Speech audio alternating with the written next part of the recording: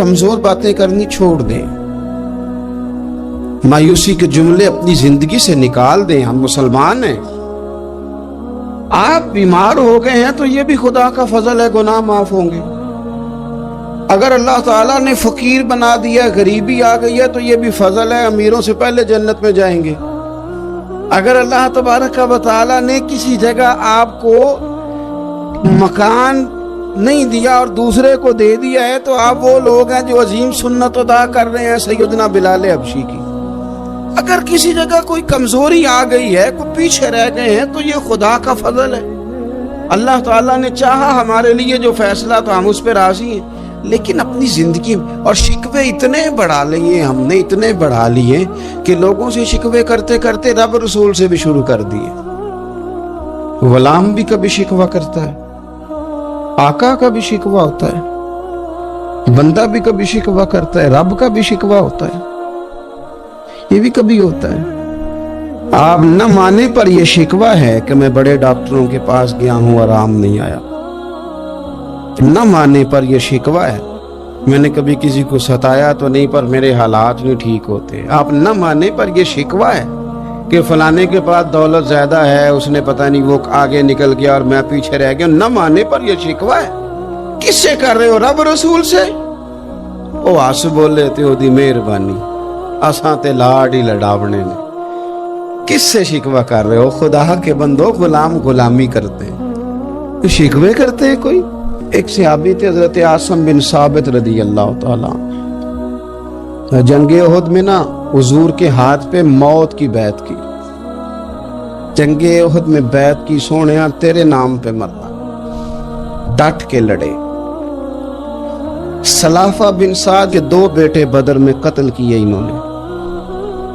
उसने कसम खाई कि माज अल्लाह मैं इनका सर मंगा के तो इनकी खोपड़ी में शराब पीऊंगी।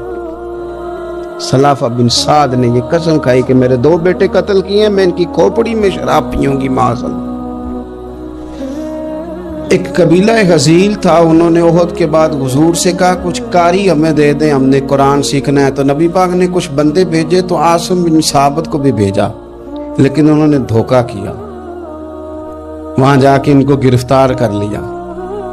जब गिरफ्तार करके मक्के वालों के हाथ बेचने लगे, तो हजरत आसिम बिन साबित ने तलवार निकाल ली, फरमाने लगे मैं काफिर का कैदी होके जीने से बेहतर है शहादत की मौत मर जाऊं। काफिरों का कैदी लड़े और फरमाने लगे मेरे कमान में तीर बाकी है, मैं लड़ूंगा और इतना लड़ूंगा कि तुम्हें पता चलेगा मुझे लड़ना आता है। और फरमाया मैं सब्र करूंगा और सब्र करके दिखाऊंगा, मैं डटूंगा और तुम्हें डट के। अकेला बंदा मैदान में डट गया, अकेला। जब तीर खत्म हो गए तो फिर नेजा निकाल लिया। ये बात आपको इसलिए समझा रहा हूं कि कुछ लोग कहते हैं जी मैं अकेला क्या करूं, तो ये आखिर में याद रखें कि सब्र आपने करना है चाहे अकेले भी रह जाएं, हौसला करना है चाहे अकेले भी रह जाएं। अकेले लड़े, तीर खत्म हो गए तो नेजा निकाल लिया, खूब लड़े। अब उसने कसम खाई थी कि मैंने इनकी खोपड़ी पे माज अल्लाह खोपड़ी मंगानी है, सर मंगाना है। और ये जो ले जा रहे थे धोखे के साथ, ये भी बेचने ले जा रहे थे। तो जब थक गए ना और चारों जानिब से जिस्म में तीर पे वस्त हो गए, तो दुआ मांगी। अकेला बंदा और सब्र का मकाम, दुआ मांगी, कहा है अल्लाह मैंने आखिरी दम तक तेरे दीन की हिफाजत की है, अब तू मेरे जिस्म की हिफाजत करना। इनके हथे ना चढ़ जाए मेरा जिस्म। हजरत आसिम बिन साबित रज़ी अल्लाह तआला अन्हु शहीद हो गए। काफिर करीब गए जिस्म पकड़ने के लिए, गिरफ्तार करने के लिए, सर काटने के लिए, तो शायद की मक्खियां आ गई, पूरे जिस्म पे कब्जा कर लिया। करीब जाते तो मक्खियां लड़ती, कहने लगे पीछे हट जाओ, शाम होगी ना तोड़ जाएंगी, फिर हम सर काट लेंगे। शाम तक चारों जाने बैठे रहे, ना कोई हवा आई, ना कोई बादल बरसा, ना कोई तूफान आया। शाम को इन्होंने उठाना था, एक रेला आया पानी का और जनाब आसिम बिन साबित की लाश मुबारक को बहा के ले गया। मेरे रब ने उस मैदान में भी ये बतलाया कि जो सब्र करे ना, रब उसके जिस्म की भी हिफाजत फरमाया करता है। کہ جسموں تک کی آخری دم تک اللہ کی مدد ان کے سامنے حال رہتے. ربنا افرغ علینا صبرا وثبت اقدامنا فانصرنا علی القوم الکافرین. حضرت ام سلمہ رضی اللہ تعالیٰ عنہ، شوہر کا نام ہے ابو سلمہ، بیٹے کا نام ہے سلمہ. کہتی ہیں میں، میرا شوہر، میرا بیٹا، تینوں، چھوٹا بیٹا میرا، ہم نکلے مکہ مکرمہ سے مدینہ طیبہ جانے کے لیے. ایک کی بیٹا ہے، خاندان جمع ہے، شوہر کی گود میں بیٹا، اونٹ کے پیچھے میں. فرماتی ہے مدینے کی سرحد آ گئی تو میرے میکے والے آ گئے، کہنے لگے ابو سلمہ نہیں لے جانے دیں گے مدینے اپنی بیٹی کو. میں نے کہا میں مسلمان ہوں، میں تو اپنے شوہر کے ساتھ مدینے جاؤں گی. انہوں نے کہا نہیں جا سکتی، تو نے جانا ہے تو جا، ہماری بیٹی نہیں جائے گی. زبردستی مجھ سے انہوں نے مجھے میرے شوہر سے الگ کیا. کہتی ہیں پھر میرے شوہر کے قبیلے والے آ گئے، وہ کہنے لگے اگر تم اپنی بیٹی کو نہیں نہ جانے دیتے تو یہ جو ہمارا پوتا ہے یہ ہماری نسل ہے، تمہارا نہیں، اسے ہم نہیں جانے دیں گے. وہ بچہ اپنی طرف کھینچتے تھے، میں اپنی طرف کھینچتی تھی. مدینے کی سرحد پہ یہ جھگڑا زمین کے لیے نہیں ہو رہا، مکان کے لیے نہیں ہو رہا، حضور کے مدینے جانے کے لیے ہو رہا، حضور کے مدینے جانے کے لیے ہو رہا، مدینے جانے کے لیے ہو رہا.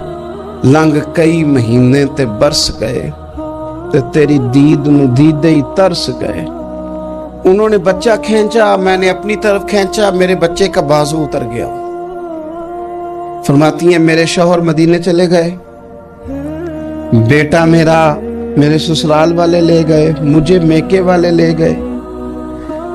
آج بھی کچھ سیانے بندے کہتے ہیں اس کو نکال دو اور بچے چھین لو. ان کا بھی خیال تھا کہ بیٹا لے جائیں گے نا تو ابو سلمہ بھی مدینے سے واپس آ جائے گا، یہ بھی واپس آ جائے گا. اور یار اتنا بڑا بھی ظالم کوئی نہیں ہوگا جو ماں باپ سے بچے جدا کرے.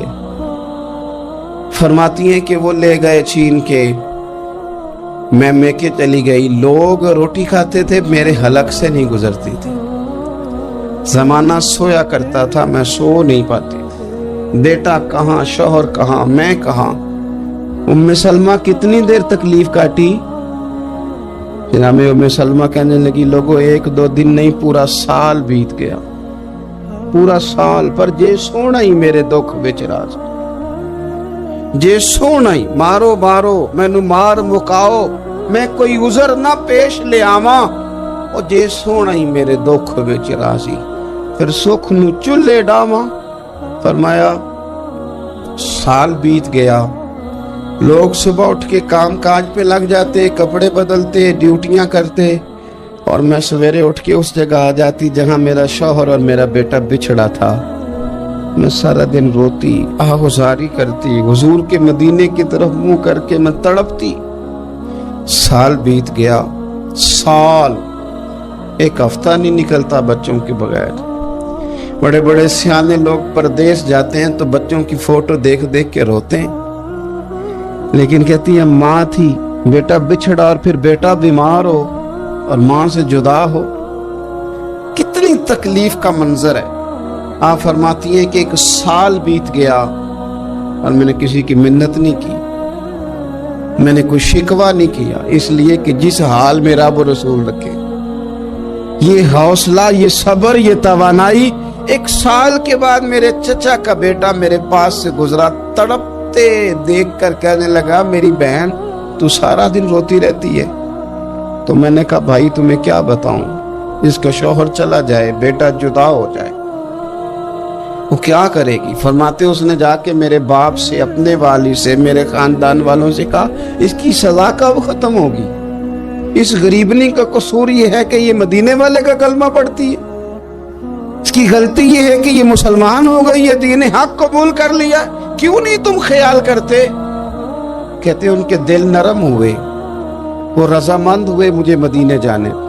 پھر اس نے کوشش کی میرے سسرال پیغام بھیجے، کب بس کرو، اور بچہ تو چڑیا کا جدا ہو جائے تو وہ تڑپا کرتی ہے، اور تم نے ایک جیتی جاگتی ماں کا بیٹا جدا کیا ہے، وہ بھی نرم ہوئے، رب نے اسباب بنائے، میرا بیٹا مجھے ملا۔ کہنے لگے تو رہ جا، میں نے کہا نہیں، تم مسلمان نہیں ہو، تمہیں پتہ نہیں نا، میں یہاں نہیں رہ سکتی، مجھے مدینہ ہی جانا ہے۔ اکیلی اتنا سفر، جنگلوں کا رستہ، پہاڑی رستہ طے کر لو گی؟ میں نے کہا میں کر لوں گی۔ جنوں ویک کے ٹھر دیاں اکھیاں نے تے جنوں ویک کے ٹھر دا سینہ ہے، ربا تیری ساری خدائی چ ایک ہی تے شہر مدینہ ہے۔ کہتی میں اونٹ پہ بیٹھی، بیٹا میں نے گود میں بٹھا لیا، میں سفر کرنے لگی، پر دل میں کھٹکا تھا کہ اتنا لمبا سفر، بیٹا چھوٹا ہے، کیسے کروں گا؟ کہتے مجھے عثمان بن طلحہ مل گئے، کہنے لگے کہاں جا رہی ہو بہن؟ میں نے کہا مدینے۔ کہنے لگے اکیلے جاؤ گی؟ میں نے کہا جانا تو ہے نا، کوئی ساتھ چلے نہ چلے پر شہر رسول تو جانا ہے نا۔ آپ فرماتی ہیں میں نے عثمان بن طلحہ سے نیک بندہ کوئی نہیں دیکھا، میرے اونٹ کی لگام تھام لی۔ جب مجھے اونٹ پہ بٹھاتے تھے نا، اونٹ بٹھا کے چلے جاتے تھے، میں بیٹھ جاتی تھی تو آ کے لگام تھامتے تھے۔ جب کہیں مجھے اتارتے تھے تو اونٹ بٹھا کے چلے جاتے تھے، میں اتر جاتی تھی تو اونٹ کو باندھتے تھے۔ سونا ہوتا تھا تو اونٹ بٹھا دیتے، میں اتر جاتی، وہ دور جا کے لیٹ جاتے۔ فرماتی تھی پھر میرے لیے میرے رب نے اسباب پیدا کیے اور میں مدینہ پہنچی، میں شوہر سے ملی، اور لوگوں میرے نصیب دیکھو، میں رہنے کہاں لگی؟ حضور کے مدینے میں، شہر رسول میں، شہر رہ پائے نظر ہوش میں آ، یہ کوہ نبی ہے۔ میں حضور کے حرم کی زمین اور قدم رکھ کے چلنا، ارے سر کا موقع ہے او جانے والے، مدینے کے خطے خدا تجھ کو رکھے، غریبوں فقیروں کے ٹھہرانے والے۔ کہتی ہے میں وہاں بسنے لگی۔ آپ فرماتی ہیں مسلمانوں، شاید مجھ سے زیادہ تکلیف کسی نے نہ سہی ہو، پر دیکھو 1 سال پورا میں تکلیف میں رہی، اور جب میرا صبر سال کو پہنچا، صبر کی عمر 1 سال ہوئی، تو پھر رب نے بندوبست کیا، پھر میرے گھر والے بھی نرم ہو گئے، سسرال والے بھی نرم ہو گئے، رب نے میرے آنے جانے کے لیے ایک بندے کا بندوبست بھی فرما دیا، پھر میرا شوہر تک بھی میں پہنچ گئی، مجھے مدینہ الرسول بھی نصیب ہوا۔ 1 سال میں نے صبر کیا تھا، رب نے مجھے مستقل مدینے کا ٹھکانہ عطا فرما دیا۔ لیکن جو بندہ صبر ہی نہ کر پائے، جو صبر ہی نہ، جو کہ جی بڑی دور سے آیا ہوں، بڑی دیر ہو گئی، بڑا ٹائم ہو گیا، کب جا کے مسئلہ حل ہوگا؟ وہ جو آپ نے بتایا تھا وہ تعویذ کب اثر کرے گا، وہ دعا کب قبول ہوگی، وہ فلانا معاملہ کب؟ بھئی یہ ڈیٹ تو آپ کو رب رسول ہی دے سکتے ہیں، بندہ تو کوئی اطلاع ہی دے گا، پیغام ہی دے گا، دعا ہی کرے گا۔ اگر زندگی میں حوصلہ ہی نہیں ہوگا، اگر آپ کو یہ قرار ہی نہیں آئے گا، ٹھہرنا ہی نہیں آئے گا کسی میدان میں۔ دیکھیں کچھ ایسی اذیتیں ہوتی ہیں جو اذیت ناک ہوتی ہیں، لیکن اگر غلامی میں آ جائے نا آپ، تو وہ اذیت ناک نہیں ہوتی، اس چبن میں مزہ آنے لگتا ہے۔ کئی درد بھی مزیدار ہوتے ہیں، کئی درد بھی، کبھی زخم ٹھیک ہونے پہ آ جائے نا تو اسے چھیڑو تو مزہ آتا ہے، اس لیے کہ کچھ درد بھی مزیدار ہوتے ہیں۔ آتش سے کسی نے کہا تو روتا بڑا ہے، اس نے کہا محبوب کی یاد میں تڑپتا ہوں، ابھی تو ایک دل ہے، میرے تو خواہش تھی کبھی 2 ہوتے نا تو صحیح کر کے تڑپتا۔ رب نے دل ایک بنایا، کہتا وہ مزہ دیا ہے تڑپنے کہ میری آرزو ہے یا رب، میرے دونوں پہلوؤں میں دل بے قرار ہوتا۔ درد میں بھی مزہ ہے، پر شرط یہ ہے کہ لوگ درد میں بھی جینا سیکھیں۔ ہم نہ آرام میں جینا چاہتے ہیں، پنکھے کے نیچے جینا چاہتے ہیں، کاش کہ ہمیں صحرا میں بھی نیند کا مزہ لینے کا طریقہ آئے، پھر زندگی کے سارے راستے آسان ہیں، پھر اقرا بھی مشکل نہیں۔ لیکن چونکہ حوصلہ نہیں، صبر نہیں، وہ والا قرار نہیں جو ایک مسلمان سے رب رسول کا مطالبہ ہے۔ حدیبیہ کے موقع پہ نا نبی پاک صلی اللہ علیہ وسلم نے جو شرطیں کافروں کے ساتھ طے کی تھی نا، حضور نے نور بصیرت سے کی تھی نا، تو انہی شرطوں نے پھر فتح کے باب کھول دی۔ ان فتحنا لک فتحا مبینا۔ ایک شرط یہ تھی اگر کوئی مسلمان مدینے سے مکے آئے گا تو مکے والے واپس نہیں کریں گے، رکھ لیں گے۔ پھر غور کریں، کوئی مسلمان اگر مدینے سے مکے آئے گا تو مکے والے واپس نہیں کریں گے، اور اگر کوئی بندہ مسلمان اپنے آقا کی مرضی کے بغیر مسلمان ہو جائے اور وہاں سے وہ مدینے آئے گا تو حضور پناہ نہیں دیں گے۔ تو میرے بھائی، محبوب کی طرف سے آنے والا نہ صرف سوکھ ہی نہیں قبول کرنا چاہیے، دکھ بھی قبول کرنا چاہیے، دکھ بھی قبول کرنا چاہیے۔ ہمارا یہ مسئلہ ہے کہ ہم نہ میٹھی میٹھی کے قائل ہیں، کڑوی کڑوی کے قائل نہیں۔ اگر وہ کبھی دکھ دے نا تو محبوب کا دکھ بھی سکھ سمجھ کے قبول کرو۔ ہاں ہاں، اس کی طرف سے کانٹا ہے کبھی تو اسے پھول سمجھ کے قبول کرو، وہ چبھے گا نہیں، انشاءاللہ مزہ ہی دے گا، وہ قبول تو کرو نا۔ تو اب حضرت ابو بصیر رضی اللہ تعالیٰ عنہ ایک صحابی تھے، ایک تو حضرت ابو جندل رضی اللہ تعالیٰ عنہ تھے نا، تو وہ تو حدیبیہ میں آ گئے، حضور مجھے لے جائیں، تو نبی پاک نے فرمایا میں نے وعدہ کر لیا ہے، ان کو بھی حضور نے واپس بھیج دیا۔ اور یہ بیچارے نا اپنے آقا کی جیل توڑ کے مکے سے بھاگ کے مدینے آئے، یا رسول اللہ مجھے قبول کر لے، میں بھاگ آیا ہوں، وہ بڑا ظلم کرتے ہیں، مارتے ہیں، تکلیف دیتے ہیں۔ وہ آئے تو ادھر سے نا اس کے مالک نے ایک دو بندے بھی بھیج دیے رکا دے کے کہ یا رسول اللہ آپ کا تو وعدہ تھا کہ آپ بندہ رکھیں گے نہیں۔ یہ آئے اور رکا بھی آ گیا۔ اب ذرا منظر کو سمجھے، ہمارا تو یہ مسئلہ ہے کہ کہتے ہیں کہ میری 99 باتیں مانی ہیں، ایک نہیں مانی، لہذا میرا تعلق ہی کوئی نہیں۔ لیکن یہاں کیا کیفیت ہے؟ بندہ رو رہا ہے، تڑپ رہا ہے، حضور میں مار سے بچتا ہوا آیا ہوں، جیل توڑ کے آیا ہوں، مجھے قبول کر لیں۔ ادھر رکا آ گیا کہ آپ کا وعدہ تھا رکھیں گے نہیں۔ اب یہ کتنا مشکل مسئلہ ہے، لیکن رسول پاک علیہ الصلاۃ والسلام نے فرمایا ابو بصیر میں نے وعدہ کیا یار تجھے واپس جانا پڑے گا۔ اوئے ہوئے ہوئے، لوگ تو کہتے ہیں نا کہ وہ پیر صاحب نے کہا تھا تو میرا کام نہیں ہوا، لہذا میری بیعت ہی گئی، چھٹی ہو گئی، ماحول ہی بڑا عجیب ہے۔ حضور نے فرمایا واپس جا، لیکن جے کر یار دے نام دا ملے مینا، پھر انہوں چولی پا لئیے مینے نو پنجے سٹیے نہ، جے کر یار دے نام دا، سامنے والے نے تانا سمجھ کے دیا تھا پر یار کے نام کا تھا نا، اس نے کہا لا صحیح سونے کے نام کا ہے نا، تانا ہوا تو کیا ہوا، جے کر یار دے نام دا ملے مینا، انہوں چولی پا لئیے پنجے سٹیے نہ، تے جے کر یار دے نام دی ملے سولی، پھر جھوٹا جھوٹ لئیے تے پیچھے ہٹیے نہ، جھوٹا جھوٹ لئیے۔ اب لکھنے والے کا بھی اپنا انداز ہے نا، کہتے ہیں یہ بھی میرے لیے جھولا ہی ہے، یہ بھی آرام کی جگہ ہی ہے، جھوٹا جھوٹ لئیے تے پیچھے ہٹیے نہ۔ حضرت ابو بصیر رضی اللہ تعالیٰ عنہ سے حضور نے فرمایا واپس جانا ہے، کہ سونے ٹھیک ہے، کوئی شکوہ نہیں، کوئی گلہ نہیں، یہ بھی میرے محبوب کا حکم ہی ہے۔ اور کیا بات ہے، میرے نبی وعدوں کے پکے ہیں، کیا بات ہے، حضور نے جو کہا کر کے دکھایا۔ کہتے ہیں میں واپس جا رہا تھا، ایک دو بندے ساتھ تھے، جب مدینے کی حد گزر گئی نا، حضور نے تو کہا تھا نا مدینے میں پناہ نہیں دینی، تو میں نے اس سے کہا یار تلوار بڑی سونی ہے، میرا دکھانا، اس نے دکھائی تو ایک کی میں نے گردن کاٹ دی، دوسرا ویسے ہی بھاگ گیا، اب بھاگ کے حضور کے پاس آیا، جی اس نے تو مار دیا ہے، تو سرکار فرمانے لگے میں نے تو وعدہ پورا کیا تھا نا، تم سے نہیں سنبھالا گیا تو معاملہ تمہارا ہے۔ اب حضرت ابو بصیر رضی اللہ تعالیٰ عنہ واپس آئے، عرض کی حضور اب میرے لیے کیا حکم ہے؟ حضور نے فرمایا میاں حکم وہی ہے، مدینے میں ہم نہیں رکھ سکتے، تو مدینے میں صحابہ تھے نا، حضور کی باتوں سے خوشبو لیتے تھے، مدینے میں نہیں رکھ سکتے۔